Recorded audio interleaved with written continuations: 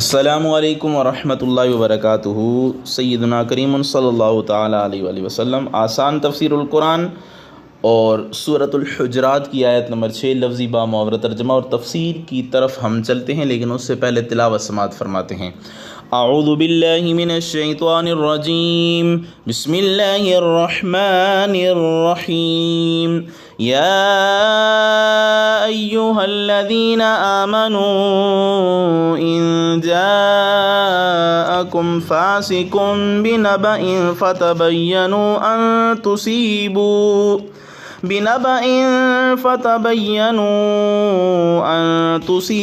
قوما بجہالۃ فتصبحوا علی ما فعلتم نادمین۔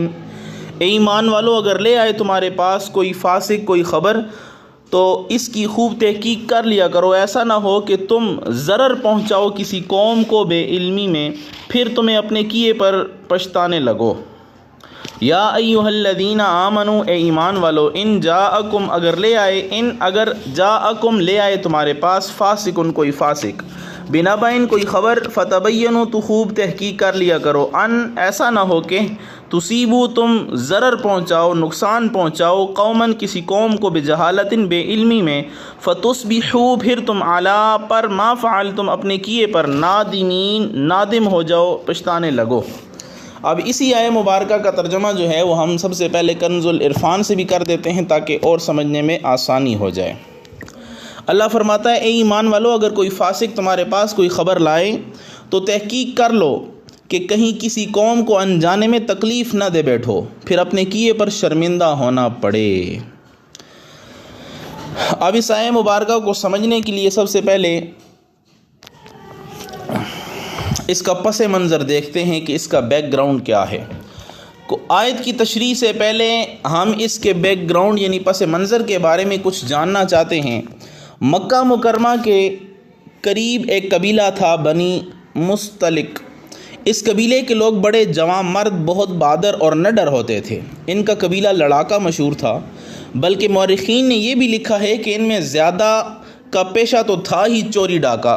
یہ لوگ ڈاکے مارتے تھے، چوریاں کرتے تھے، ان کے لیے کسی بندے کو قتل کرنا معمولی بات ہوا کرتا تھا۔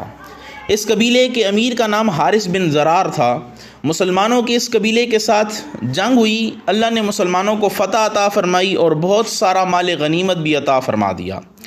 اس مال غنیمت میں اس قبیلے کی بہت ساری لڑکیاں باندیاں بنی یعنی خادمہ بنی اور مسلمانوں میں ان کو تقسیم کر دیا گیا۔ ان میں سے ایک لڑکی کا نام جویریہ تھا جو ایک صحابی کے حصے میں آئی۔ یہ لڑکی بڑی سمجھدار اور عقل مند تھی۔ اس نے ایک صحابی سے کہا کہ دیکھو، میں اپنے قبیلے کے امیر کی بیٹی ہوں، بادشاہ کی بیٹی ہوں، میرا تمہارا ساتھ کوئی جوڑ نہیں ہے، نہ کوئی جوڑ بنتا ہے، تم مجھے اپنے پاس رکھو کہ ہمارا جوڑ نہیں بنتا، تم میرے ساتھ کچھ پیسے طے کر لو، میں ان کا انتظام کر دیتی ہوں اور تم مجھے آزاد کر دو۔ وہ صحابی اس کے لیے تیار ہو گئے۔ یہ نوجوان خاتون اتنی سمجھدار تھی کہ صحابی سے بات طے کرنے کے بعد نبی اکرم صلی اللہ تعالیٰ علیہ وآلہ وسلم کی خدمت میں حاضر ہوئی۔ سیدہ عائشہ صدیقہ رضی اللہ تعالیٰ عنہ فرماتی ہیں کہ ایک خاتون مجھے ملنے آئی، میں جب اس سے ملی تو اس کا اٹھنا بیٹھنا بات کرنا بڑا متاثر کرنے والا تھا، لگتا تھا کہ یہ کسی بڑے گھرانے کی بیٹی ہے، اور اس نے اتنے اچھے انداز میں بات کی کہ مجھے متاثر کر دیا۔ پھر وہ کہنے لگی کہ میں نبی کریم صلی اللہ علیہ وسلم سے اپنی بات کرنا چاہتی ہوں۔ میں نے کہا تم کر لو بات۔ جب وہ نبی کریم صلی اللہ علیہ وسلم سے بات کرنے گئی تو میں نے سوچا کہ یہ جتنے اچھے طریقے سے بات کرتی ہے یہ ضرور نبی کریم صلی اللہ علیہ وسلم کے دل میں اپنی جگہ بنا لے گی۔ خیر، وہ لڑکی جویریہ نبی کریم صلی اللہ تعالیٰ علیہ وآلہ وسلم کے پاس آتی ہے اور اس نے دو باتیں کی۔ اس نے کہا میں اپنے قبیلے کے سردار کی بیٹی ہوں، میں جس بندے کے پاس تھی اس سے میں نے یہ بات طے کر لی ہے کہ اتنے پیسے میں اسے دوں گی اور وہ مجھے آزاد کر دے گا۔ اگر میں چاہتی تو دوسرے لوگوں سے اپیل کرتی کہ میں سردار کی بیٹی ہوں، مجھے چندہ دے دو، لوگ مجھے ضرور چندہ دے دیتے، مگر ایسا کرنا میری عزت کے خلاف تھا۔ میں آپ کے پاس مشورہ کرنے کے لیے آئی ہوں، آپ مجھے مشورہ دیں کہ میں کیا کروں۔ پہلی بات، اس نے اپنی بات اتنے اچھے انداز سے کہی کہ اشارہ بھی کر دیا اور کھل کر سوال بھی نہیں کیا۔ نبی کریم صلی اللہ علیہ وسلم نے پوچھا کلمہ پڑھ چکی ہو؟ اس نے کہا جی میں کلمہ پڑھ چکی ہوں، پڑھ لیا ہے۔ نبی کریم صلی اللہ علیہ وسلم نے فرمایا پھر میں تمہارے پاس بہت اچھا فیصلہ کرتا ہوں، اور وہ یہ ہے کہ تمہارے तमाम पैसे मैं अदा कर देता हूँ और तुम्हें अपनी ज़ौजियत में भी ले लेता हूँ। इस पर वो खुश हो गई कि मैं सरदार की बेटी हूँ और मुसलमानों के सरदार के निकाह में आना मेरे लिए किसी एजाज़ से कम नहीं है। चुनांचे नबी करीम सल्लल्लाहु ताला अलैहि वसल्लम ने उनको उम्मुल मोमिनीन बना लिया, यानी उनसे निकाह फरमा लिया। इस तरह इस कबीले के साथ नबी करीम सल्लल्लाहु ताला अलैहि वसल्लम की रिश्तेदारी हो गई। अब सहाबाए किराम ने सोचा कि जब नबी करीम सल्लल्लाहु अलैहि वसल्लम ने इस कबीले के साथ रिश्तेदारी कर ली है तो अब इनके मर्दों को ग़ुलाम बनाना और औरतों को बांदी बनाना हमें ज़ेब नहीं देता, लिहाजा सब सहाबाए किराम ने इस कबीले के कैदियों को आज़ाद कर दिया। जब इतने लोग आज़ाद हुए तो इन पर इसका बड़ा अच्छा असर पड़ा कि जी हमारे साथ तो बहुत अच्छा सलूक किया गया कि एक लड़की के निकाह पर सबको मुआफ़ी मिल गई है। ये मुस्तदरक अल-सहीहैन में ये जो है ये हदीस पाक मौजूद है। चुनांचे वो वापस लौटे और इतने कबीले वाले से कहा, अपने कबीले वालों से कहा कि तुम भी कलमा पढ़ के इस्लाम कबूल कर लो और मुसलमानों के साथ हो जाओ, ये बहुत अच्छे लोग हैं। अल्लाह ताला ने मेहरबानी फरमाई, कबीले के तमाम लोगों ने कलमा पढ़ा और मुसलमान हो गए। इसके बाद इस कबीले वालों के डाका मारने और चोरी करने से हमेशा के लिए उन्होंने तौबा कर ली। देखें कि नबी करीम सल्लल्लाहु अलैहि वसल्लम ने एक निकाह करने से कितने लोगों को हिदायत मिली है कि हज़ूर अलैहिस्सलातु वस्सलाम ने एक लड़की से निकाह किया, उसके बदले पूरा कबीला मुसलमान हो गया। तो ये हज़ूर अलैहिस्सलातु वस्सलाम की हिकमतें थीं जो आम हर मुसलमान नहीं समझ सकता। नबी करीम सल्लल्लाहु अलैहि वसल्लम ने इस कबीले के सरदार हारिस बिन दरार से फरमाया कि तुमने नमाज भी पढ़नी है, ज़कात भी अदा करनी है। जिस्मानी नमाज या जिस्मानी इबादत को नमाज कहते हैं और माली इबादत को जो है वो ज़कात कहते हैं। नबी करीम सल्लल्लाहु अलैहि वसल्लम ने फरमाया तुम अपनी कौम से ज़कात वसूल करके हमारे पास पहुँचा देना। उन्होंने आगे से अर्ज़ किया कि अल्लाह के नबी मैं अपनी कौम से ज़कात वसूल तो कर लूँगा, अलबत्ता यहाँ लाने के लिए आप अपना कोई बंदा भेज दीजिएगा, मैं उस बंदे के हवाले कर दूँगा, आसानी हो जाएगी। नबी करीम सल्लल्लाहु अलैहि वसल्लम ने वादा फरमा लिया। एक बात तय हो गया, फ़लाँ मौके पर अल्लाह के महबूब सल्लल्लाहु अलैहि वसल्लम अपने किसी बंदे को भेजेंगे और वो इनसे ज़कात वसूल करके मदीना मुनव्वरा आ जाएगा। जब वो वक्त आ पहुंचा तो नबी करीम सल्लल्लाहु अलैहि वसल्लम ने अपने एक सहाबी हज़रत वलीद बिन उक़बा रज़ियल्लाहु तआला से कहा कि जाओ उस कबीले वालों से ज़कात लेकर आओ। उन्होंने कहा बहुत अच्छा, और ये कहकर रवाना हो गए। रास्ते में ख्याल आया कि मेरी तो इस कबीले के साथ पुरानी दुश्मनी है, फ़लाँ मौके पर उनके एक बंदे के साथ मेरा झगड़ा हुआ था और कबीले वालों को इसका पता है, मैं अकेला इस कबीले की तरफ जा रहा हूँ। ये कबीला तो बड़ा लड़ाका है, कबीला है, मशहूर है, और पता नहीं ये मेरे साथ क्या सलूक करेंगे। जैसे बाज़ तबीयतें होती हैं ज़रा घबराने वाली, इसी तरह वो भी घबरा गए। अल्लाह जो काम करना चाहता है उसका सबब भी बना देता है। हुआ यूँ कि उधर से हारिस बिन ज़रार के दिल में आया कि नबी करीम सल्लल्लाहु अलैहि वसल्लम के नुमाइंदे के आने का वक्त करीब है, हम ज़रा बस्ती से बाहर निकलें और उसका इस्तकबाल करें। उन्होंने अपने जवानों से कह दिया कि चलो भाई हम अपने महबूब के नुमाइंदे का इस्तकबाल बाहर निकल के करेंगे। चुनांचे नौजवान ने जो देखा कि अवाम सारी बाहर आई हुई है, इधर से उस सहाबी के दिल में पहले से ही डर था कि कहीं ये लोग मुझे कत्ल ना कर दें। उनको क्या मालूम था कि इनकी नीयत क्या है। जो ही उन्होंने इनको देखा कि वो सारे बाहर आए हुए हैं तो वो समझे कि शायद जो है ये मुझे कत्ल करने के लिए आ रहे हैं। इंसान है, जल्दी कर बैठता है, जल्दबाजी में फ़ैसला कर बैठता है। डर तो पहले से ही दिल में मौजूद था, ऊपर से इनके हाथ में जो है वो झंडे वगैरह देख के या तलवारें वगैरह जो लहरा रहे थे इस्तकबाल के लिए, वो देख के और डर गए। वो वापस आ गए। वापस आकर उन्होंने नबी करीम सल्लल्लाहु अलैहि वसल्लम को अर्ज़ किया कि अल्लाह के नबी मुझे तो उनसे जान का ख़तरा था, वो मुझे मारने के लिए निकल आए थे। नबी करीम सल्लल्लाहु अलैहि वसल्लम ने फरमाया क्या मतलब, वो ज़कात देने के लिए तैयार नहीं है, वो तुम्हें मारने के लिए निकल आए। फिर नबी करीम सल्लल्लाहु अलैहि वसल्लम ने हज़रत खालिद बिन वलीद को चंद मुजाहिदों का दस्ता देकर भेजा, आप जाएं और जाके तहकीक करें कि असल मामला क्या है। खालिद बिन वलीद रज़ी अल्लाह तआला बड़े बहादुर थे और मुसलमानों का ये तरीका था, किसी भी मुल्क पे, किसी कौम पे, किसी कबीले पे हमला करते थे तो सहरी के वक्त करते थे। देखते थे कि अगर फजर की अजान वहाँ पे हो जाती तो हमला नहीं करते थे, क्योंकि समझ जाते थे यहाँ पे मुसलमान हैं, और अगर अजान नहीं होती तो समझ जाते थे कि यहाँ पे मुसलमान नहीं हैं, वहाँ पे हमला कर देते थे।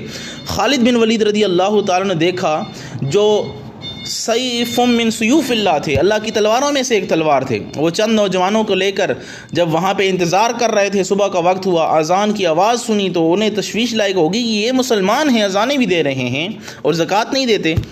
उन्होंने तहकीक के लिए अपने बंदे भेजे। हारिस बिन ज़रार से मुलाकात हुई तो उन्होंने कहा कि हमारे पास तो कोई ज़कात लेने वाला आया ही नहीं है, हमने ज़कात ले रखी है। हज़ूर अलैहिस्सलातु वस्सलाम ने कोई ज़कात के लिए ग़ुलाम भेजा ही नहीं है। तो हज़रत खालिद बिन वलीद ने वापस आकर हज़ूर अलैहिस्सलातु वस्सलाम को ये सारा माजरा सुना दिया। تو نبی کریم صلی اللہ علیہ وسلم آپ کے نمائندے نے غلط فہمی کی وجہ سے جو آپ کو رپورٹ دی تھی وہ غلط رپورٹ تھی، تو نبی کریم صلی اللہ علیہ وسلم نے اس پر خوشی کا اظہار فرمایا اور انہیں الوداع کہا، اور یہ قبیلے والے جو ان کے ساتھ آئے تھے وہ واپس چلے گئے۔ تو اس موقع پر یہ آیت کریمہ نازل ہوئی، یا ایھا الذین آمنوا ان جاءکم فاسق بنبأ فتبینوا، اے ایمان والو اگر تمہارے پاس آئے کوئی فاسق خبر لے کر تو اس کی تحقیق کر لیا کرو۔ اب تحقیق کی کتنے بڑے فوائد ہیں کہ اگر تحقیق نہ کرتے تو کتنا بڑا وہ مسئلہ پیش آ سکتا تھا۔ تو حقیقت تلاش کرنے کا حکم اللہ نے فرمایا، یہاں پہ فرمایا فتبینوا، اس لفظ پہ اگر غور کیا جائے کہ فتبینوا کا لفظ وہ بڑا عجیب ہے۔ آج ہماری لڑائی جھگڑوں کی اصل بنیاد جھوٹی خبروں پر یا چھوٹی باتوں پہ ہوتی ہے۔ ادھر سے واٹس ایپ آ گیا، ادھر سے میسج آ گیا، لوگوں نے اس پر یقین کر لیا کہ ہاں جی یہ ٹھیک ہے بھائی۔ قرآن مجید میں فرمایا ہے فتبینوا، فتبینوا کو لفظ استعمال کیا ہے جس کا مطلب یہ ہے کہ تم تحقیق کو ڈھونڈو، حقیقت کو تلاش کرو۔ حقیقت جب تلاش کر لو بات ٹھیک بھی ہے یا نہیں۔ لوگ بات کا بتنگڑ بنا لیا کرتے ہیں، بات کو اس انداز سے پیش کرتے ہیں کہ دوسرے کو صحیح حالات نہیں پہنچتے، اس لیے اللہ تعالیٰ نے تفتیش کرنے کا حکم دیا۔ اب اس لفظ سے دیکھیں کہ خبر کی تحقیق میں محدثین نے وہ کتنی احتیاط برتی ہے، اور محدثین نے اس ایک لفظ پہ، قرآن کریم کے ایک لفظ فتبینوا پہ پورا ایک علم کی بنیاد رکھ دی۔ وہ علم کیا ہے؟ وہ علم ہے اسماء الرجال۔ یہ اسماء الرجال ایک فن ہے اور اس کی ایجاد رکھ دی۔ محدثین نے اس فتبینوا کے لفظ سے مستقل ایک فن ایجاد کیا جس میں کو اسماء الرجال کہتے ہیں۔ چنانچہ انہوں نے لاکھوں آدمیوں کے حالات زندگی کو قلم بند کر کے ہر ایک کے متعلق یہ فیصلہ لکھا کہ فلاں بندہ سچا قابل اعتماد تھا، لہٰذا اس کی بات دین اسلام کے اصولوں کے مطابق مانی جائے گی، جبکہ فلاں جھوٹا اور ناقابل اعتماد تھا، اس کی بات بطور دلیل پیش نہیں کی جا سکتی۔ اسلام کے علاوہ دنیا کے کسی اور مذہب کے پاس اسماء الرجال کا فن ابھی تک بھی موجود نہیں ہے۔ اور محدثین کی روایت حدیث میں احتیاط دیکھیں۔ مثال کے طور پر جو لوگ پاک دامن عورتوں پر زنا کی تہمت لگاتے ہیں، اللہ نے قرآن مجید میں ان کے متعلق فرمایا لا تقبلوا لهم شہادۃ ابدا، ان کی گواہی کبھی قبول نہ کرو۔ گویا کہ جھوٹا بندہ مردود الشہادت بن جاتا ہے۔ چنانچہ اسی اصول کو سامنے رکھتے ہوئے محدثین حدیث کی روایت کرنے والے تمام راویوں کے حالات سے تفتیش کرتے تھے کہ وہ قابل اعتماد بھی ہیں یا نہیں۔ جب ان کو مکمل اعتماد ہو جاتا تھا کہ اس حدیث کے تمام راوی ثقہ ہیں تو پھر آگے اس حدیث کی روایت کرتے تھے، ورنہ نہیں کیا کرتے تھے وہ حدیث آگے بیان۔ اور محدثین کے اس معاملے میں احتیاط کا عالم یہ تھا کہ ایک محدث کسی دوسری محدث کے پاس حدیث کو سننے کے لیے، اس کی سند لینے کے لیے گئے، اس وقت ان کا گھوڑا بھاگا ہوا تھا، وہ اسے پکڑ رہے تھے تو یہ ان کو دیکھ رہے تھے۔ گھوڑے کو پکڑنے کے لیے کچھ حربے اختیار کرنے پڑتے ہیں۔ وہ جو استاد تھے انہوں نے فقط گھوڑے کو دکھانے کے لیے اپنا دامن ایسے کر لیا جیسے اس کے اندر دانے ڈالے ہوئے ہیں، اور پھر گھوڑے کو آواز دی کہ آ کر دانے کھا لو۔ جب گھوڑا ان کے پاس آ گیا تو انہوں نے اسے پکڑ لیا اور باندھ لیا۔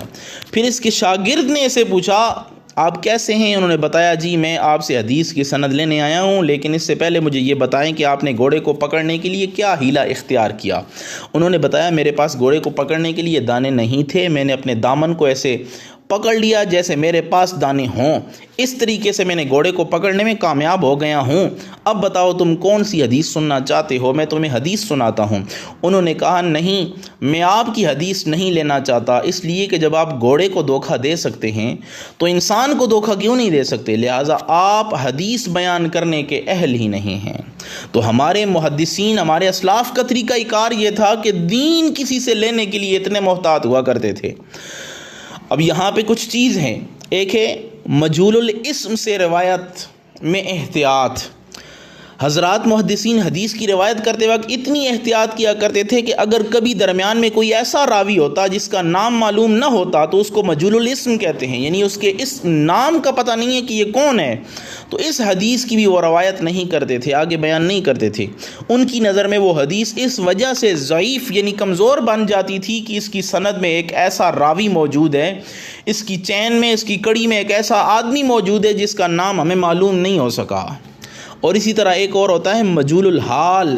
تو مجهول الحال سے روایات میں احتیاط ہمارے سلف صالحین کا کیا طریقہ تھا.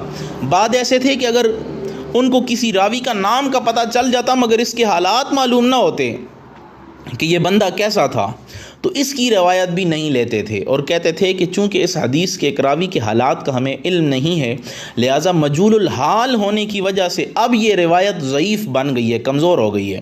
اور مجهول الحال سے روایت لینی چاہیے یا نہیں لینی چاہیے اس بارے میں محدثین کے دو گروہ ہو گئے. چنانچہ بعض نے کہا کہ کیا پتہ مجهول الحال راوی فاسق اور فاجر بندہ ہو اس لیے ہم اس کی روایت کردہ حدیث نہیں لے سکتے، جبکہ بعض نے کہا کہ اگرچہ وہ مجهول الحال ہے لیکن یہ امکان بھی تو موجود ہے کہ وہ بندہ متقی ہو اور پرہیزگار ہو. پھر سوال پیدا ہوا کہ اس بات کا پتہ کیسے لگایا جائے.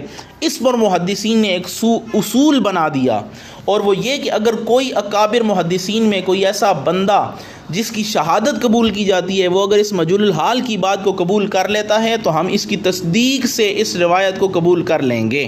پھر یہ سوال سامنے آیا کہ اس کی دلیل کیا ہے، تو جواب دیا گیا اس کی دلیل قرآن مجید سے ملتی ہے. پوچھا گیا اس کی دلیل کیا ہے، جواب آیا دیکھو حضرت یوسف علیہ السلام کی پاک دامنی کی گواہی ایک بچے نے دی تھی. ارشاد باری تعالی ہے وَشَهِدَ شَاهِدٌ مِّنْ أَهْلِهَا، اس کے اہل میں سے، اس کے اہل خانہ میں سے ایک بچے نے گواہی دی تھی، یعنی اہل میں سے. تو ہمیں نہ تو اس بچے کا نام معلوم ہے نہ ہی اس کے حالات کی کچھ خبر ہے، مگر چونکہ اللہ نے قرآن مجید میں اس کی گواہی کا تذکرہ فرما دیا لہٰذا اللہ کی عظمت کو سامنے رکھتے ہوئے اس مجهول الحال راوی کی روایت کو ہم بھی قبول کر لیں گے. اس بنا پر ہمارے اکابر نے اس اصول کو زیادہ قبول کیا ہے. اب دیکھیے امام ترمذی رحمۃ اللہ تعالیٰ علیہ نے سنن ترمذی کا نام ایک کتاب جو ہے وہ لکھی ہے سنن ترمذی. اس کتاب کی بہت بڑی شان ہے، بڑی فضیلت ہے. یہ اتنی عظیم کتاب ہے کہ علماء فرماتے ہیں اگر یہ کتاب کسی گھر میں موجود ہے تو وہ گھر ایسا ہے جیسے اللہ کے نبی اس گھر میں خود جو ہے وہ کلام فرما رہے ہیں، اللہ کے نبی اس گھر میں موجود ہیں. تو اس کتاب میں بعض احادیث ایسی ہیں جو اپنی روایت کے اختیار سے یا اعتبار سے ضعیف بنتی ہیں، یعنی کمزور ہیں، مگر ہم ان کو اس لیے قبول کر لیتے ہیں کہ ان احادیث پر امام ترمذی جیسی بڑی شخصیت نے اعتماد کیا ہے. اب یہاں پہ علم حدیث کے بارے میں چند چیزیں اور بھی بیان کرتا چلوں. ضعیف حدیث اور موضوع حدیث کا بھی فرق آپ کے سامنے رکھتا چلوں تاکہ مزید آسانی ہو جائے. اس زمانے میں کچھ سر پھرے لوگ ایسے بھی ہیں جو ضعیف حدیث کو موضوع حدیث سمجھ لیتے ہیں. ضعیف ہوتی ہے کمزور، موضوع ہوتی ہے خود گڑی ہوئی، یعنی حدیث نہیں ہے لیکن خود اپنے طرف سے ایک بات بنا کے حضور کی طرف پیش کر دینا، اس کو موضوع کہتے ہیں. ان کو شاید ضعیف اور موضوع کے درمیان صحیح فرق کا پتہ نہیں، اور وہ ضعیف کا نام سنتے ہی کہنا شروع کر دیتے ہیں بھئی یہ تو ضعیف حدیث ہے، اس کو چھوڑ دو. چنانچہ انہوں نے اب ترمذی شریف کی صحیح اور ضعیف حدیثیں الگ الگ کر کے ایک نئی کتاب چھاپ لی ہے. اصل کتاب ایک تھی، انہوں نے اس کی دو کتابیں بنا دیں. عقل بندے کو یہاں تک بھی دھوکہ دے سکتی ہے. الحمدللہ ہمارے اکابر نے، ہمارے علماء کرام نے، محدثین نے قرآن و حدیث کی روشنی میں ایسے اصول قائم کیے کہ اللہ کی تعلیمات کے مطابق ہر کام کو کر دکھایا. دیکھیے ایک بندہ بیمار ہے، بہت بیمار ہے، اس کو ٹی بی ہے، اس کو کینسر ہے یا کوئی اور بیماری ہے، وہ زندگی کی آخری سانس لے رہا ہے، آپ سمجھتے ہیں کہ یہ چند گھنٹوں کا مہمان ہے. ایسے بندے کو آپ کس میں شامل کریں گے، زندوں میں یا مردوں میں؟ ظاہری سی بات ہے کہ سانس جب تک ہے تو زندہ ہی سمجھا جائے گا، چاہے 2 گھنٹے کے لیے ہے یا 1 گھنٹے کے لیے یا چند لمحات کے لیے ہے تو اس کا نام تو زندہ لوگوں میں ہی شامل کیا جائے گا. اس کے برعکس ایک بندے کی موت واقع ہو چکی ہے، اب اس کو زندہ لوگوں میں شامل نہیں کیا جا سکتا، نہ ہی اس کو کوئی کر سکتا ہے. اسی طرح ایک ہوتی ہے ضعیف حدیث.